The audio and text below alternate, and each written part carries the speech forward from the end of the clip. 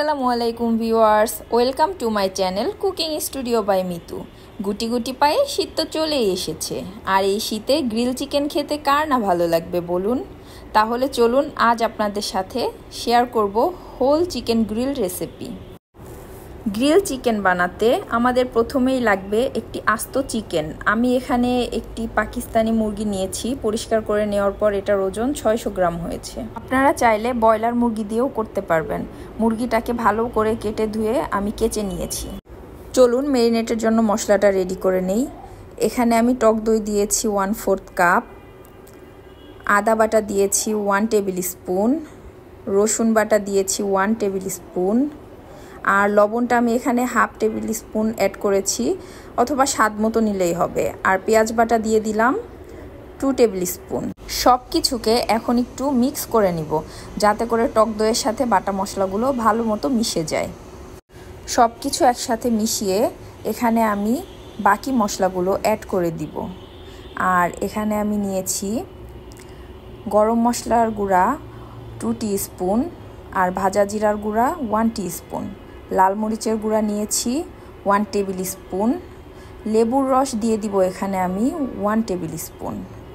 তারপর আমি এখানে আরও অ্যাড করব জলপাইয়ের টক আচার তেল সহ, এটা আমি দিয়ে দিয়েছি 1 টেবিল চামচ। আপনাদের হাতের কাছে যদি জলপাইয়ের আচারটা না থাকে, সেক্ষেত্রে আপনারা আমের টক আচারটাও ব্যবহার করতে পারবেন।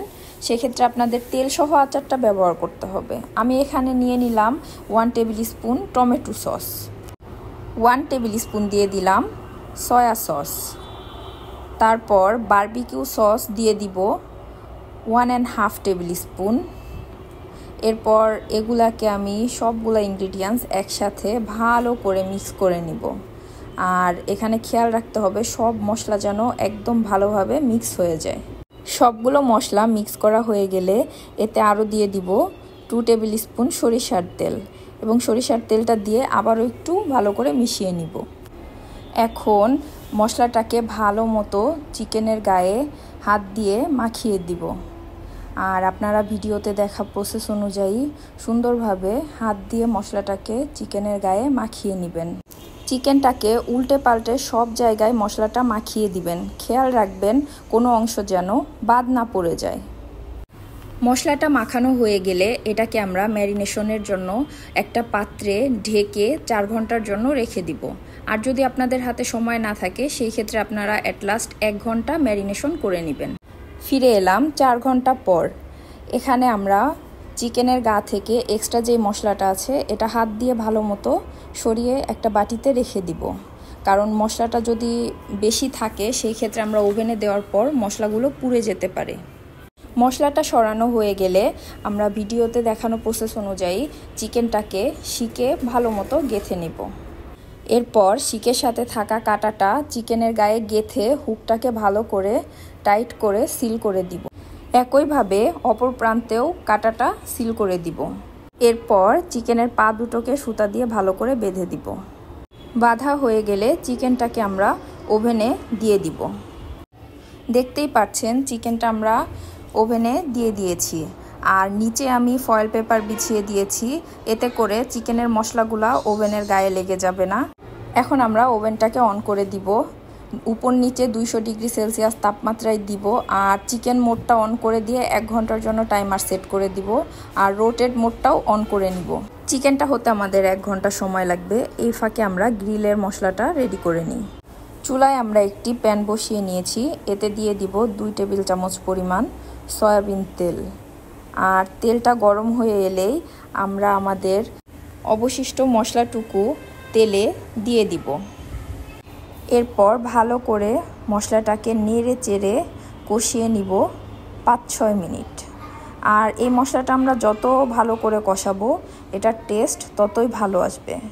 তো আমরা 5-6 মিনিট এটাকে কষিয়ে নেওয়ার পরে দেখতে পাচ্ছেন যখন এরকম হয়ে আসবে, তখন আমরা এতে 2 টেবিল চামচ পানি অ্যাড করে দিব। এরপর এটাকে আবারও ভালো করে 4-5 মিনিট পর্যন্ত কষিয়ে নিব। 4-5 মিনিট পরে এই পর্যায়ে আমরা এখানে দিয়ে দিব 2 টেবিল চামচ টমেটো সস।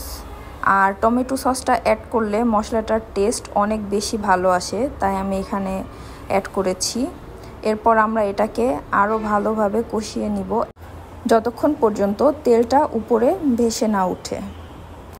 নাড়তে চাড়তে যখন আমরা দেখব তেলটা এরকম ভেসে উঠেছে, তখন বুঝে নিতে হবে গ্রেভিটা রেডি। এখন আমরা সার্ভ করে নিব। আমার চিকেনটা হতে 1 ঘন্টা সময় লেগেছে, আপনাদের আরও কম বা বেশি সময় লাগতে পারে, সেক্ষেত্রে দেখে বুঝে নেবেন। এখন এটা সার্ভ করার পালা। আপনারা চিকেনটাকে নান অথবা পরোটা যে কোনো কিছু দিয়েই খেতে পারবেন। আমি আজকে চিকেনটার সাথে চিকেনের গ্রেভি, গ্রিল সস আর টক দই দিয়ে সার্ভ করেছি, আর সাথে নিয়েছি পরোটা। আপনারা অবশ্যই রেসিপিটা বাসায় একবার হলেও ট্রাই করে দেখবেন, আশা করি নিরাশ হবেন না। আমি চেষ্টা করেছি সহজ উপায়ে একদম হোটেলের মতো টেস্টটা আনার জন্য। রেসিপিটা বাসায় ট্রাই করে আমাকে জানাবেন কেমন হয়েছে, আর রেসিপিটা ভালো লাগলে লাইক, কমেন্ট অ্যান্ড শেয়ার করবেন, আর সাবস্ক্রাইব করে পাশে থাকবেন। আল্লাহ হাফেজ।